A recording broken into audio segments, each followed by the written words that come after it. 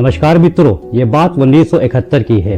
पूर्वी पाकिस्तान, जो अब बांग्लादेश के नाम से जाना जाता है, यहाँ के हालातों को लेकर भारत और पाकिस्तान के बीच जंग के आसार बने हुए थे, क्योंकि पूर्वी पाकिस्तान एक अलग मुल्क की मांग कर रहा था और इसी मांग को लेकर यहाँ के लोग एक जोरदार आंदोलन कर रहे थे। बंगालियों के इस आंदोलन पर पाकिस्तान की सेना कहर बरपा रही थी, आम लोगों को मार रही थी और उन पर अत्याचार कर रही थी, जिसे देखते हुए उस समय की भारत की प्रधानमंत्री इंदिरा गांधी ने पूर्वी पाकिस्तान का साथ देते हुए इस जंग में शामिल होने का फैसला किया। फिर क्या था, भारत के इस फैसले से अमेरिका को तो बौखलाना ही था।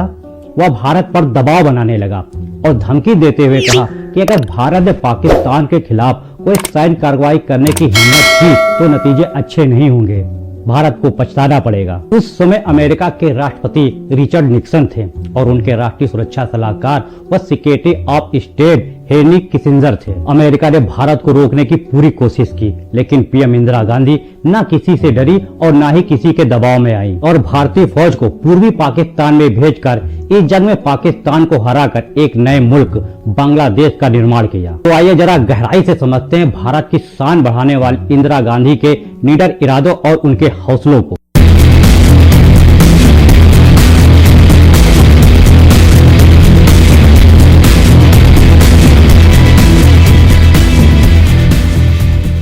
सत्तर के दशक की शुरुआत में ही पूर्वी पाकिस्तान के लोग, जो पहले पाकिस्तान का हिस्सा था, वह पाकिस्तान से आजाद होकर एक अलग मुल्क की मांग कर रहे थे, जिसको लेकर वहां एक जोरदार आंदोलन चलाया जा रहा था। इस आंदोलन को पाकिस्तान की फौज कुचलने की कोशिश कर रही थी और आम लोगों पर जुल्म ढाने लगी। इससे काफी संख्या में पूर्वी पाकिस्तान के लोग भागकर भारत आने लगे, क्योंकि वहां के हालात बहुत ज्यादा खराब होने लगे थे। आपको बता दें कि इस जंग में शामिल होने से पहले 1971 के नवंबर महीने में पीएम इंदिरा गांधी अमेरिका दौरे पर भी गई थी। अमेरिका के राष्ट्रपति निक्सन से व्हाइट हाउस के लॉन में उनकी बातचीत हुई, लेकिन नवंबर के मौसम की तरह बातचीत पूरी तरह से ठंडी रही। निक्सन ने पूर्वी पाकिस्तान में पाकिस्तान की फौजी हुकूमत की बर्बरता का न कोई जिक्र किया और न ही वहां से भागकर भारत में आ रहे लोगों की बढ़ती बाढ़ के बारे में कोई बात की। इंदिरा गांधी ने इसके बाद संयुक्त संवाददाता सम्मेलन रद्द कर दिया। नवंबर का मौसम अचानक से गर्म हो गया, क्योंकि इस मुलाकात में निक्सन ने इंदिरा गांधी से कहा था कि अगर भारत ने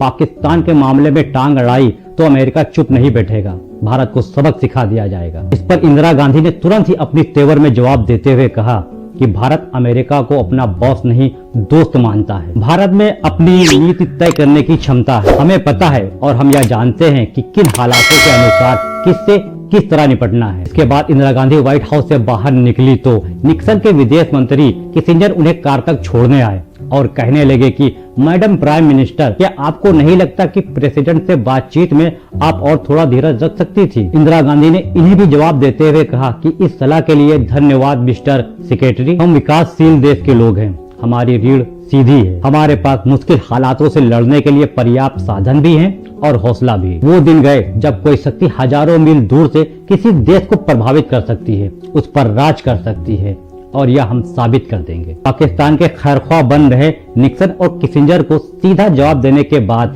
इंदिरा गांधी भारत लौट आई। भारत पहुंचते ही उन्होंने विपक्षी नेता अटल बिहारी वाजपेयी जी को मिलने के लिए बुलाया। पीएम आवास पर करीब 1 घंटा इन दोनों नेताओं के बीच बात होती है। इसी मुलाकात में इंदिरा गांधी ने तय किया कि यूनाइटेड नेशन की अगली मीटिंग में अटल जी भारत की तरफ से सरकार का पक्ष रखेंगे। और यह हैरान करने वाली बात थी, क्योंकि अटल जी विपक्ष के नेता थे और यूनाइटेड नेशन में उन्हें भारत की ऐसी सरकार का पक्ष रखना था जिसके खिलाफ वह खुद संसद में आवाज उठाते थे। लेकिन इंदिरा जी को अटल जी पर पूरा भरोसा था और अटल जी को इस भरोसे की अहमियत पता थी। बिल्कुल मित्रों, अटल जी से भी इस बारे में सवाल किए गए। बीबीसी के एक पत्रकार ने उनसे पूछा कि इंदिरा जी आपको तीखी आलोचना करने वाला मानती हैं, इसके बाद भी आप यूनाइटेड नेशन में मौजूदा सरकार के पक्ष में अपनी बात रखेंगे? अटल जी ने जो पत्रकार को जवाब दिया, उससे पता चलता है कि उस समय के राजनेता क्यों बड़े महान हुआ करते थे और भारतीय लोकतंत्र किस मायने में ताकतवर थी। अटल जी ने जवाब देते हुए कहा कि बगीचे की शोभा गुलाब से भी होती है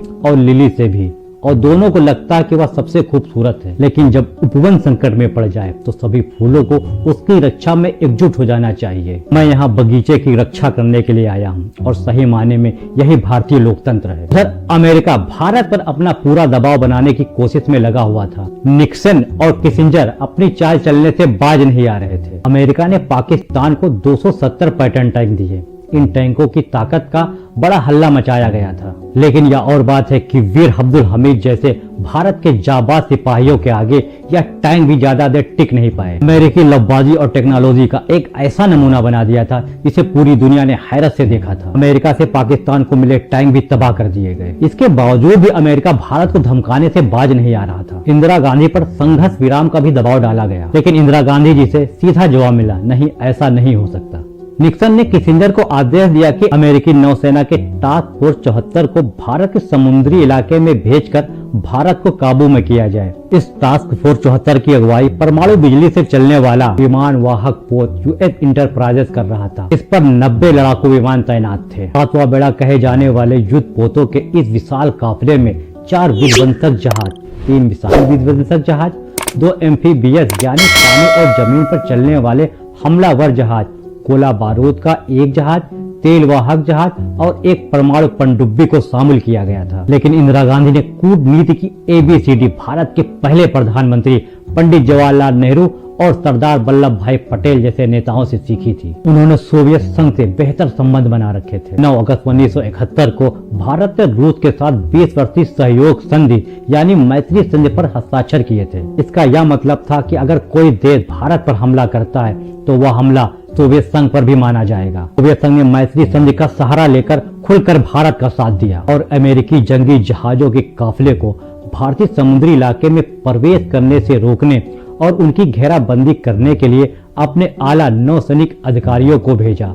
अमेरिकी टास्क फोर्स 74 का काफिला मलक्का जलडमरू के रास्ते हिंद महासागर में प्रवेश कर चुका था। लेकिन इसी बीच दोनों सोवियत पनडुब्बियां अमेरिकी विमान वाहक पोत इंटरप्राइजेस के सामने पहुंच गई। उन्होंने अमेरिकी जंगी जहाजों को आगे न बढ़ने की चेतावनी दी और अपनी मिसाइल के ट्यूब खोलकर हमला करने की स्थिति में तैनात कर दिया। इसी समय सोवियत संघ के 3 जंगी जहाज मलक्का जलडमरू मध्य के इलाके में ही मौजूद थे। इन जंगी जहाजों ने भी सोवियत नौसैनिक बेड़े का ही साथ दिया और अमेरिकी टास्क फोर्स 74 को चारों ओर से घेरकर उसका तब तक पीछा किया जब तक वह श्रीलंका के समुद्री इलाके से अपने हिंद महासागर लौट नहीं गए। बिना किसी से डरे हुए पीएम इंदिरा गांधी ने एक अहम फैसला लेते हुए भारतीय फौज को इस लड़ाई में उतारने का ऐलान कर ही दिया था। हम हर तरह से मुक्ति वाहिनी की सहायता करेंगे, बांग्लादेश के लोगों की मदद करेंगे। पाकिस्तान की फौज पर भारत का हमला होते ही किसिंजर पूरी तरह से बौखला गए। ये बौखलाहट इतनी थी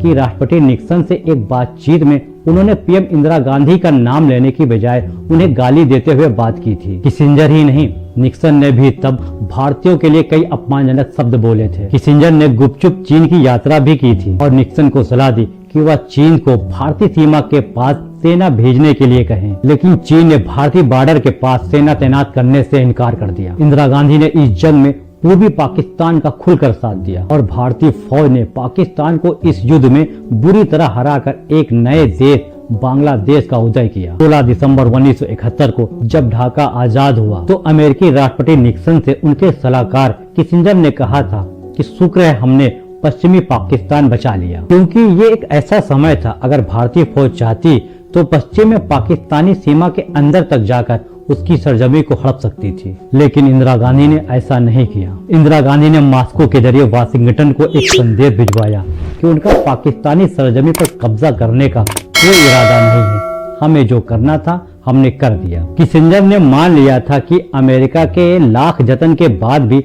भारत को रोका नहीं जा सका और इस जंग में पाकिस्तान की हार हुई। यही नहीं, किसिंजर ने इस जंग के 34 साल बाद यानी 2005 में इंदिरा गांधी को गाली देने और भारतीयों के बारे में अपशब्द बोलने के लिए सार्वजनिक रूप से माफी भी मांगी थी। उम्मीद करता हूं कि यह वीडियो पसंद आया होगा। अगर यह वीडियो अच्छा लगा हो तो लाइक करें और अगर हमारे चैनल पर आप नए हैं तो हमारे चैनल को भी सब्सक्राइब जरूर करें और बेल आइकॉन को ऑल नोटिफिकेशन पर जरूर लगाएं ताकि हमारी आने वाली हर वीडियो का नोटिफिकेशन आपको मिलता रहे।